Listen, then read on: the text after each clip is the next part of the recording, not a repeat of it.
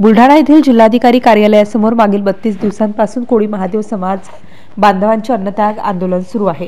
कोळी महादेव समाजाला अनुसूचित जातीचे प्रमाणपत्र देण्यात यावे या प्रमुख मागणीसाठी संपूर्ण जिल्हाभरात कोळी समाज बांधव विविध आंदोलने करीत आहेत। सलग 32 दिवसांपासून सुरू असलेल्या आंदोलनाची प्रशासनाने दखल न घेतल्यामुळे आज 5 फेब्रुवारी रोजी संग्रामपूर तालुक्यातील टुनकी येथील कोळी समाजातील काही नागरिकांनी गावाशेजारील शेतात खड्डे खोदून स्वतःला मातीत गाडून घेत आंदोलन केले। यामध्ये दशरथ नारायण लोणकर व मोहन उकरढा राऊत राहणार टुनकी यांचा आंदोलनामध्ये प्रामुख्याने सहभाग होता। याशिवाय परिसरातील कोळी समाज बांधव मोठ्या संख्येने उपस्थित राहून त्यांनी प्रशासनाचा निषेध करत घोषणा केल्यात। MCN न्यूज मराठीकरिता संतोष खुपसे, टुनकी। महादेव बुलढाणा जिल्हा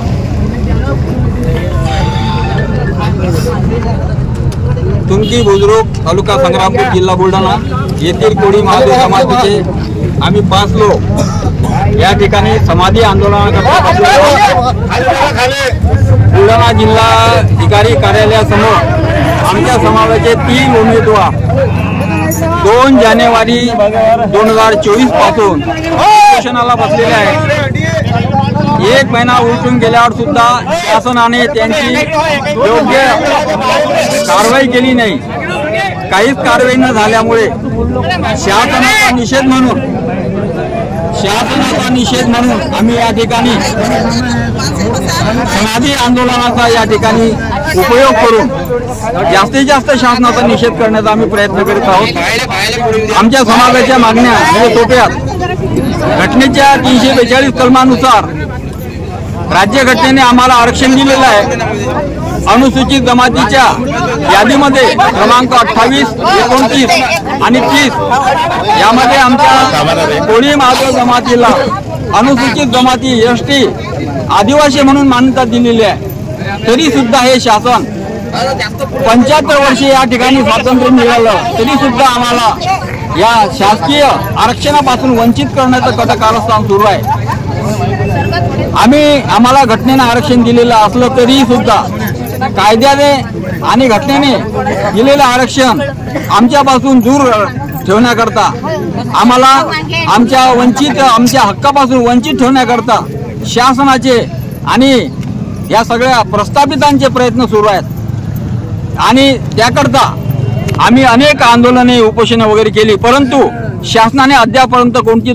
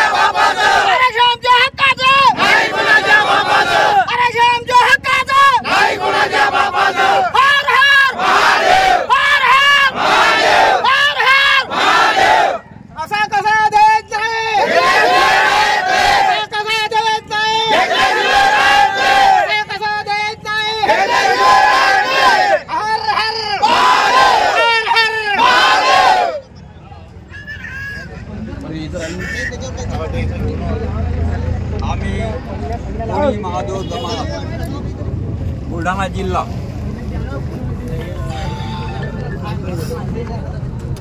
टुनकी बुद्रुक तालुका संग्रामपूर जिल्हा बुलढाणा येथील कोळी महादेव समाजाचे आम्ही 5 लोक या ठिकाणी समाधी आंदोलनाकरता बुलढाणा जिल्हाधिकारी कार्यालयासमोर आमच्या समाजाचे 3 उमेदवार 2 जानेवारी 2024 पासून उपोषणाला बसलेले आहेत।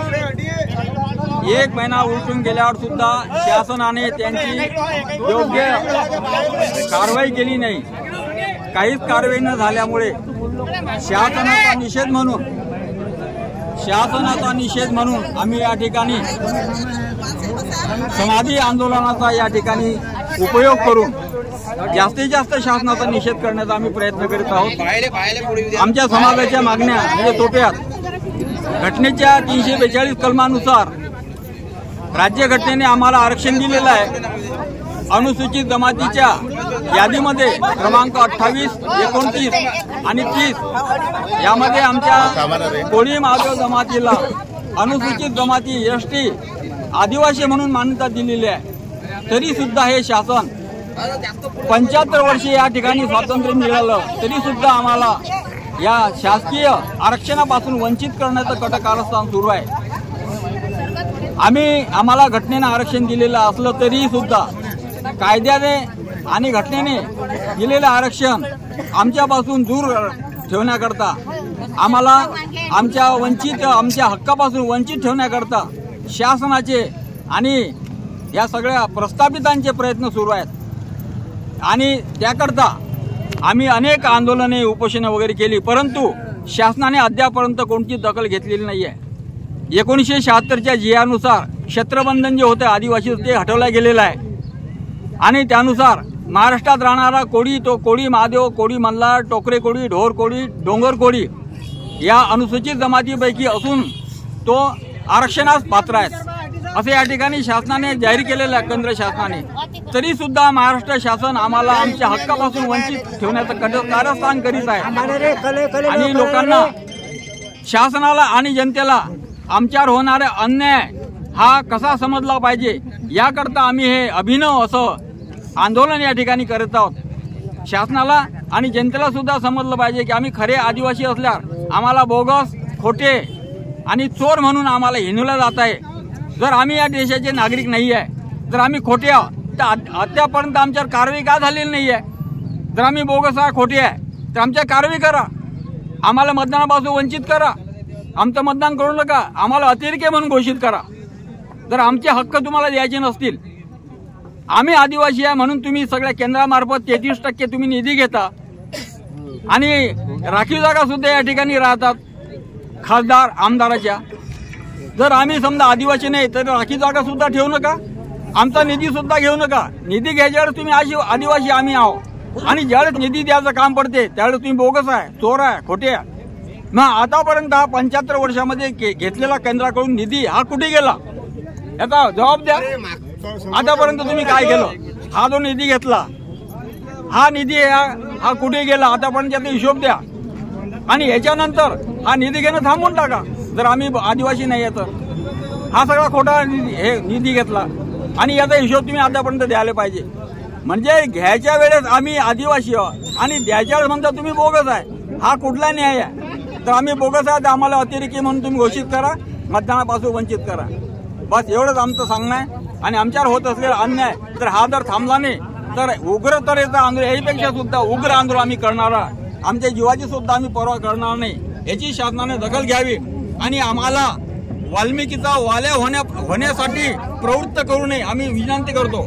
आम्ही शांततेच्या मार्गाने प्रयत्न करतात, आम्ही कोणाला इजा पोहोचत नाही, आम्ही कोण्या जातीला आणि कोण्या आदिवासीला हक्क आम्ही वंचित घेऊ शकत, आपल्या हिसकावून घेऊ शकत नाही, पण आमचे हक्क आम्हाला द्या। आम्ही चोर नाही आहे, आमचा हक्क आहे। तुम्ही जर आम्हाला यापासून वंचित ठेवलं तर आमच्या पुढच्या मुलांचं भविष्य सगळं उद्ध्वस्त होत आहे, त्यांनी काय करायचं? आणि म्हणून आमच्या मुलांचं भविष्य राखण्याकरता आम्हाला हे असे कार्यक्रम आम्हाला करावे लागतात नाही लाजाने। तर म्हणून शासनानं वेळीच दखल घ्यावी आणि आम्हाला चांगल्या मार्गाने, सत्य मार्गाने आमचं आरक्षण आम्हाला बहाल करावं, हीच सगळे आम्ही शेवटी एक विनंती करतो आणि माझं या ठिकाणी निवेदन या ठिकाणी संपवतो। जय हिंद।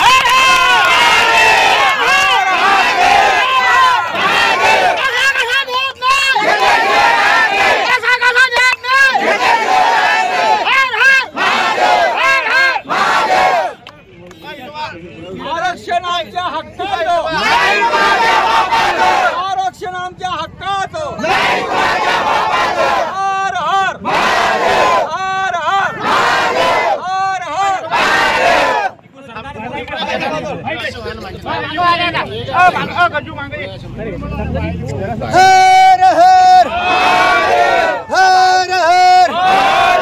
आरक्षण आमच्या हक्काचं, नाही कुणाच्या बापाचं। आरक्षण